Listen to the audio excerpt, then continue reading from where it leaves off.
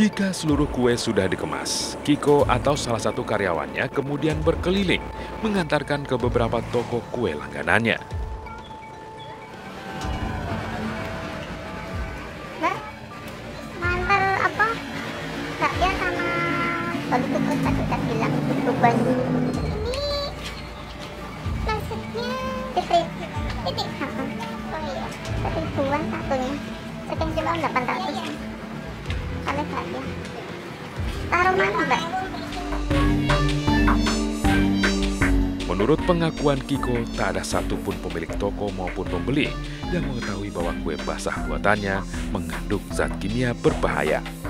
Dari si toko yang sering Bapak taruh ini, dia tahu nggak Bapak kalau Bapak menggunakan zat? Tidak tahu ya. Bakpianya 2 mita, baru kukusnya 4 bungkus. Seribuan. Oh iya. Saya Mbak, tak tinggal. Iya. Makasih. Kiko mengaku ingin berhenti menggunakan zat kimia seperti formalin, boraks, dan zat pewarna tekstil. Namun ia takut akan kehilangan pembeli karena harga produksi yang lebih mahal.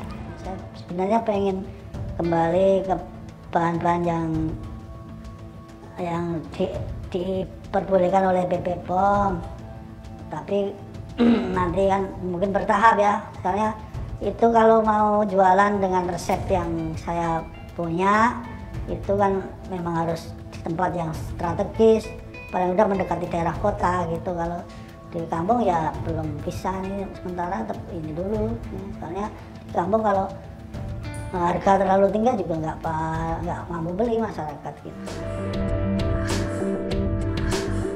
Usai pertemuan dengan Kiko, tim iNews Files mencoba membuktikan apakah ada pedagang kue basah lainnya yang curang seperti Kiko.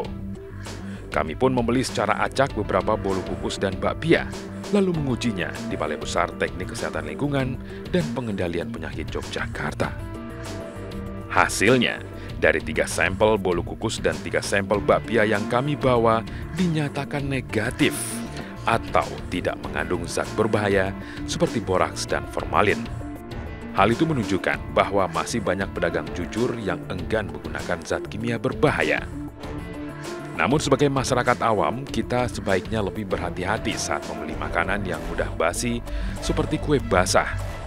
Sebelum mengkonsumsinya, Anda dapat memperhatikan perbedaan ciri-ciri bakpia dan bolu kukus yang mengandung boraks dan pewarna tekstil maupun yang tidak. Nah, biasanya kalau yang bakpia basah ini, ketika dia menggunakan bahan pengawet seperti boraks ataupun formalin, untuk kulitnya itu akan cenderung dia malah lebih mirip ke terlalu kenyal seperti itu. Jadi ketika dilihat dipegang itu terasa lebih kenyal dibandingkan dengan kalau tidak menggunakan boraks ataupun formalin. Nah, kalau mau dilihat secara langsung, biasanya kalau yang menggunakan boraks, warna yang dihasilkan itu agak sedikit lebih transparan seperti itu dibandingkan dengan yang tidak menggunakan boraks. Jadi kalau bolu kukus yang menggunakan pewarna kain itu biasanya warna yang didapat itu nanti cenderung pekat ataupun nanti mencolok sekali seperti itu. Dan kemudian karena sifat dari pewarna tekstil itu kan dia berupa serbuk kristal.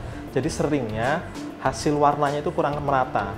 Bahkan nanti ada yang sedikit muncul bintik-bintik di bolu kukusnya, itu biasanya nanti akan membuat terlihat sekali bahwa bolu kukus itu menggunakan pewarna tekstil seperti itu. Kalau dari tekstur, kalau umurnya masih sama-sama baru matang, biasanya tidak akan mudah dilihat.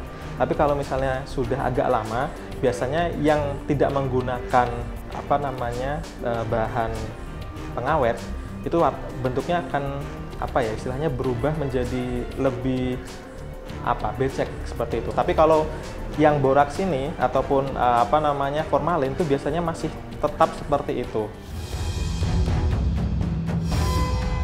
Adanya pedagang nakal yang menjual kue basah berbahaya membuat kita harus selalu waspada dan tidak boleh abai.